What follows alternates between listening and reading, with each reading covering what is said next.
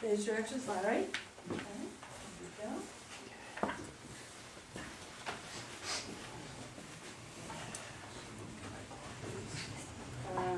Jeffrey.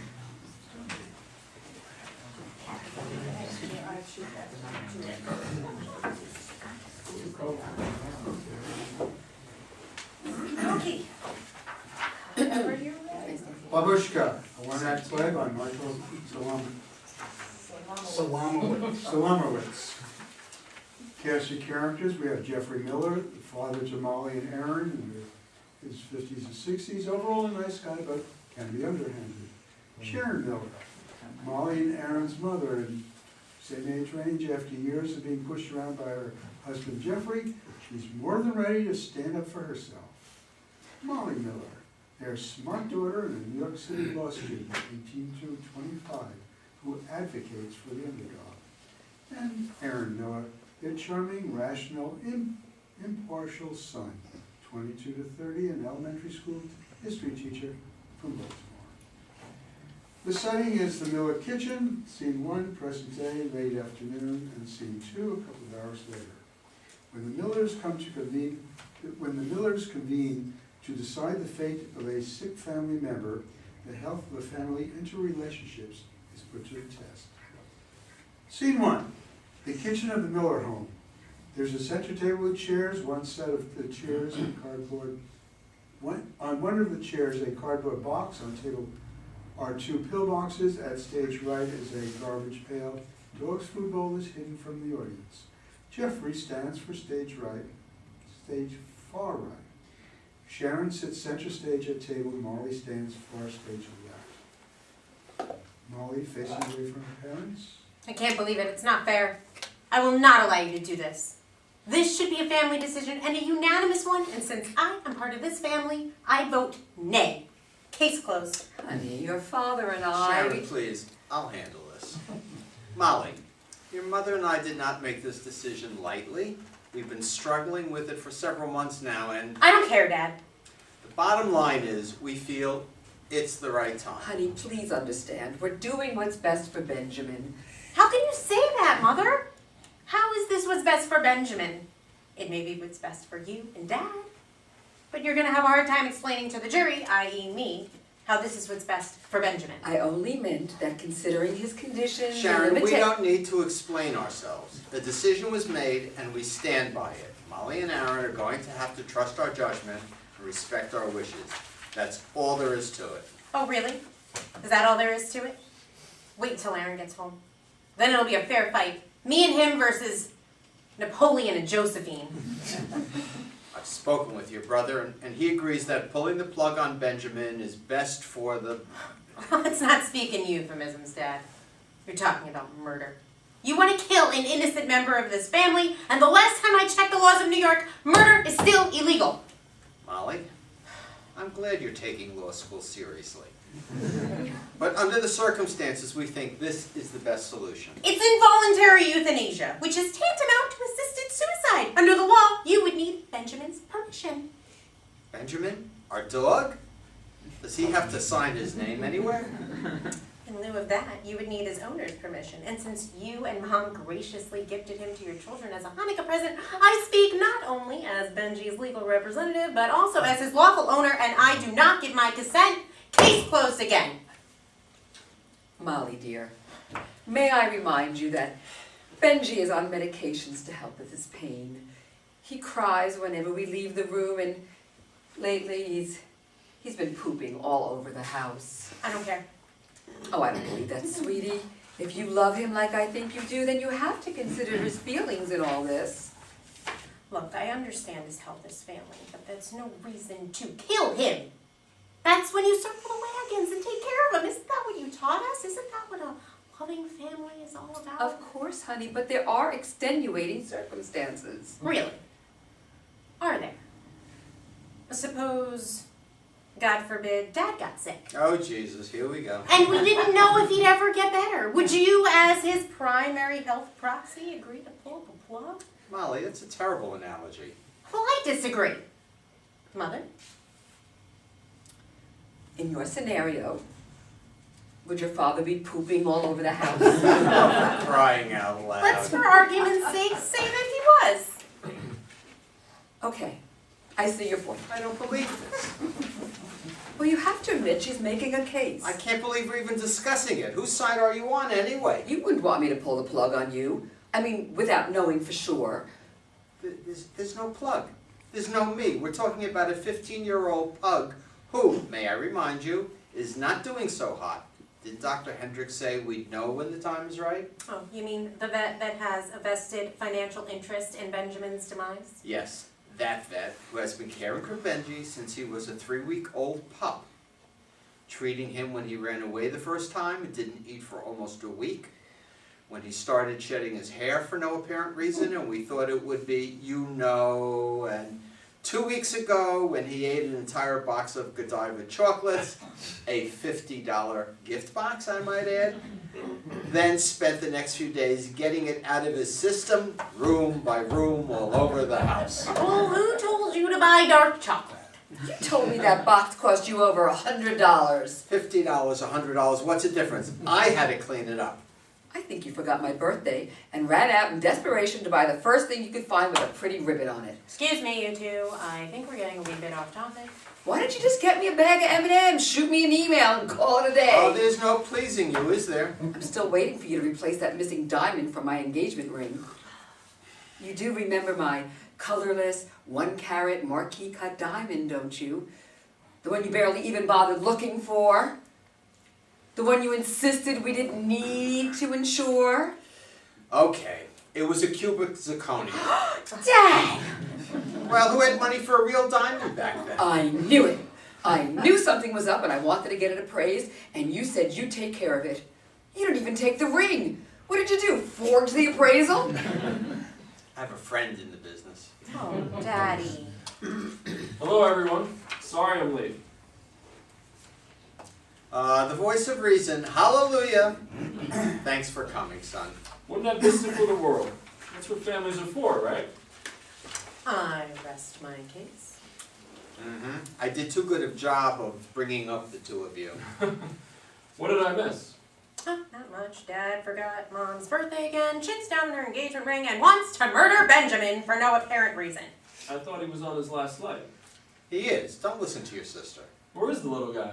Same place as always, sleeping. Why listen to me? I'm only trying to save his life. And doing a heck of a job.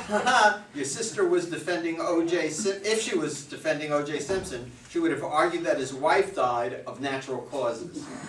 All right, you two. Let's lower the gloves and remember what we're doing here. What are we doing here? We were discussing whether or not to pull the plug on your father, Excuse me? who proposed to me with some cheap costume jewelry, then lied about it. Okay, that cheap costume jewelry, as you call it, was made of pure gold. All right, it might have been gold-plated, but I assure you it wasn't cheap. In the matter of El Cheapo versus the plug, I vote yay. Do I have a second? Aaron? Please don't tell me I just spent the last 6 hours on the Jersey Turnpike, the Bell Parkway, and the LIE when I could have texted in my vote. All right, you've had your little fun. Can we please get back to Benjamin? Just don't see why we need to change any rules of this house for Benji's sake. He should be allowed to live out his life like all our other pets. Remember Summer, our guinea pig? Now, she died of natural causes. And so did Franklin, and so did Hannibal. Well, I think there's something to be said for natural causes. Hannibal? My goldfish, Hannibal Lecter? Don't you remember Dad brought home 5 goldfish and 4 of them mysteriously disappeared within a week? Turns out Hannibal was systematically devouring them one by one. Oh, and that counts as natural causes. Well, I didn't find any sign of a struggle or bloody gloves in the tank, if that's what you mean. Molly, I understand you're upset by this. I think it goes without saying that we all love Benjamin and only have his best interests at heart. God, now you're starting to sound like him. Well, maybe it's time you listen. From what Dad told me, Benjamin has already given up. He lays around all day, lethargic. He's not happy, and Dr. Hendricks said there's nothing more we can do. It's no way to live your life, is it? Honey, I think your brother makes a good point. It's only a matter of time. What would be gained by letting him live in pain? No, that's great. Now you're all siding with Dad. I thought at least I could count on you. You can always count on me, sis. But in this case, I have to agree with Mom and Dad. I think Benji is trying to tell us he's ready. If there was anything else we could do for him, sweetheart, anything at all. I think the best thing we could do for him now is to take him to the vet and, You wanna you know. do this now? Dr. Hendricks said he'd be there until 7 tonight. I could call him, let him know. I have to leave first thing in the morning. That's great. I'd really like to be there for him.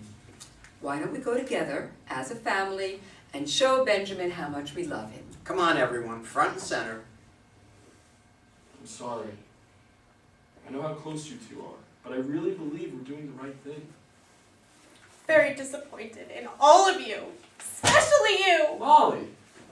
Give her some time. She needs to come to terms.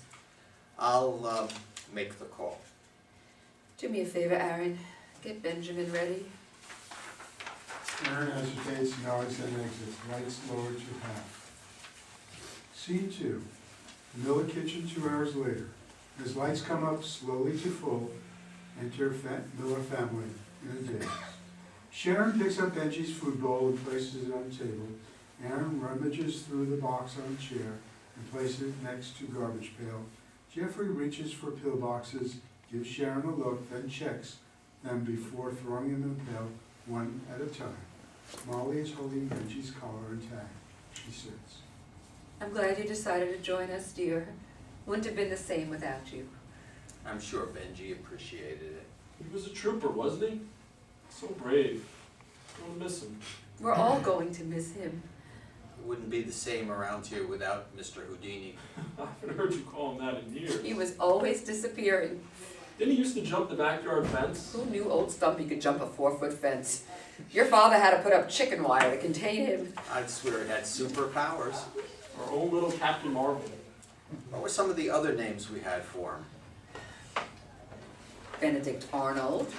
You must think everyone in this family is a traitor. No, not everyone. Benito Mussolino. He never came across as the fascist dictator type. Bobushka. Oh, Bobushka. Now, that one I liked. Bobushka!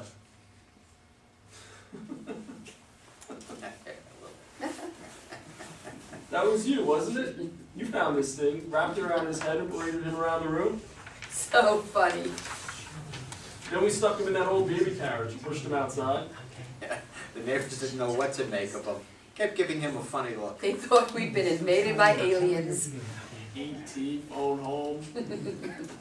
Molly comes over and removes the scarf from Aaron's head. Could have been his stunt double. There was a definite resemblance. I think he actually enjoyed the attention. It's not right. What? What are you talking about? It's not right. What do you mean, honey? What's not right?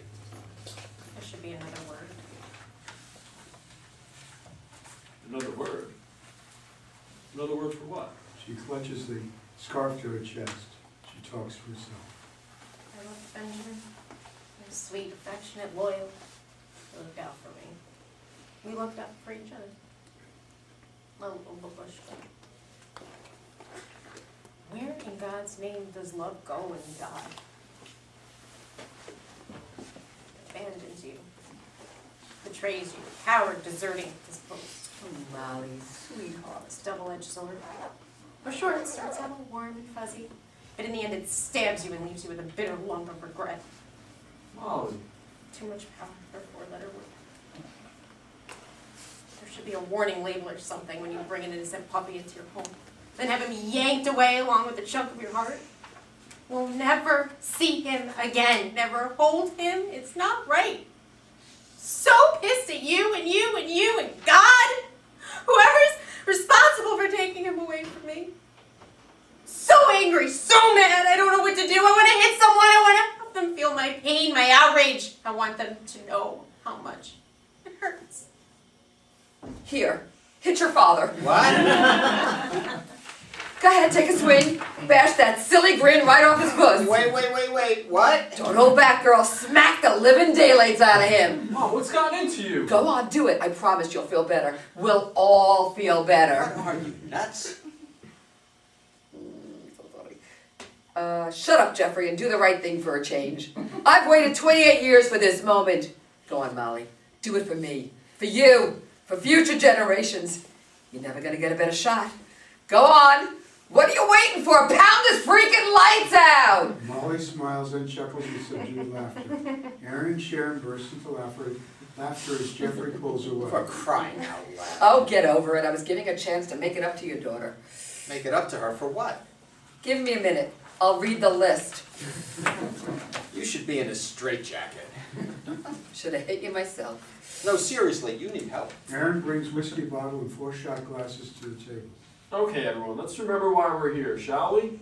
Here's something to help us all work through the pain. I refuse to drink with that lunatic. Come on, Dad. Let's put this behind us and raise a glass. A toast to Benji. Let's go, Jeffrey, before I change my mind. Family toast, Pop. On in 7. I'm doing this for you and Benji. This isn't over. Don't worry. I've got a memory like an elephant. To Captain Marvel. Our Olympic gold medalist high jumper. To Mr. Houdini and his disappearing act. To our adorable Benjamin, the sweetest, cutest, smartest pup in all the world. Bobushka! Lights fade to blackout.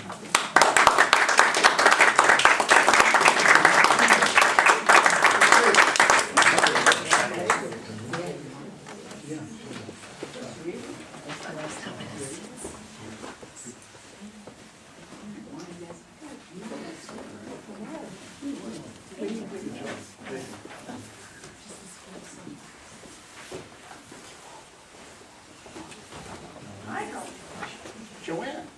That was yours? Pardon? That was yours? 2 more. Yes. Very good.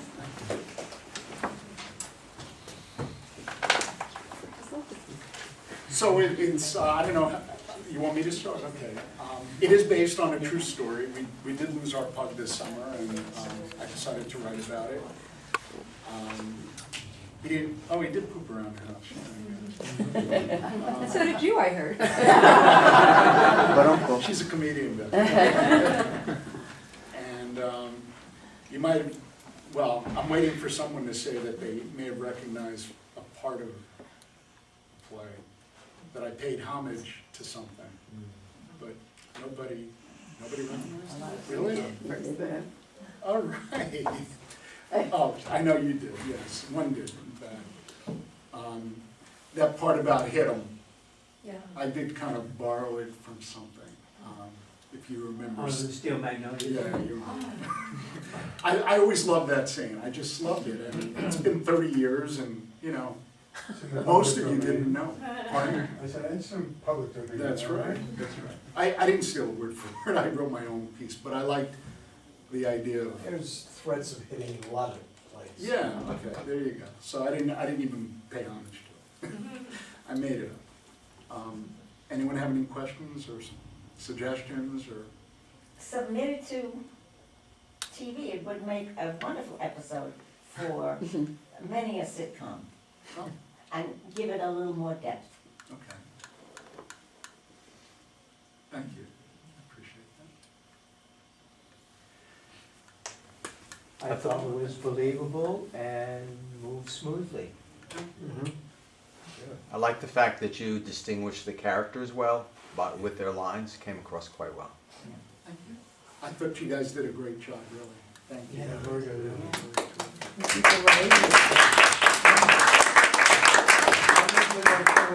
Pulling plays apart, but I didn't find anything wrong. Oh, well, thank you, I appreciate it. Glad we didn't have to pull it apart. Okay? Okay, Thank you. yeah, thank you so much. Yes. Everybody. Really like